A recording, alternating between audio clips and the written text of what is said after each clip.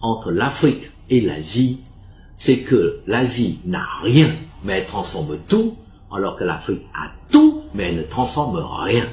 Eh bien, ce constat reste toujours d'actualité, malheureusement. La Malaisie a la même superficie, la même population, le même climat et les mêmes ressources que la Côte d'Ivoire, c'est-à-dire le cacao, l'EVA et le pétrole. Et son premier ministre, le docteur Mahathir, surnommé Docteur M ou Docteur Miracle, a fait de la transformation son credo, sa priorité. Ainsi, la Malaisie transforme automatiquement toutes ses matières premières. Par exemple, elle transforme son EVA en pneus de voiture, en préservatifs, en gants en caoutchouc.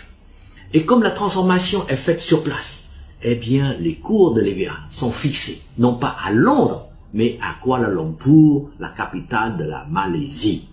Et la démonstration est ainsi faite. Quand vous avez des usines de transformation sur place, c'est vous qui fixez les coûts de vos produits, c'est clair. Et sur cette lancée, la Malaisie a bâti, avec son pétrole, une société pétrolière dénommée Petronas, qui est considérée comme l'un des nouveaux géants de l'or noir. Et vous voyez par vous-même les images de la Malaisie, c'est un paradis qui a permis à la Malaisie d'attirer 12 millions de touristes en 2004 et qui lui a rapporté 6 000 milliards de recettes en devises, soit 4 fois le budget national de la Côte d'Ivoire.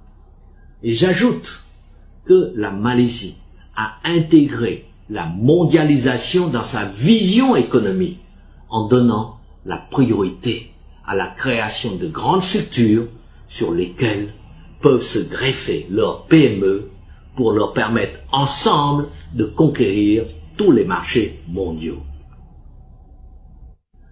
Comme les autres dragons, la Malaisie sait que sans les grandes structures, aucune PME ne peut conquérir à elle seule les marchés mondiaux.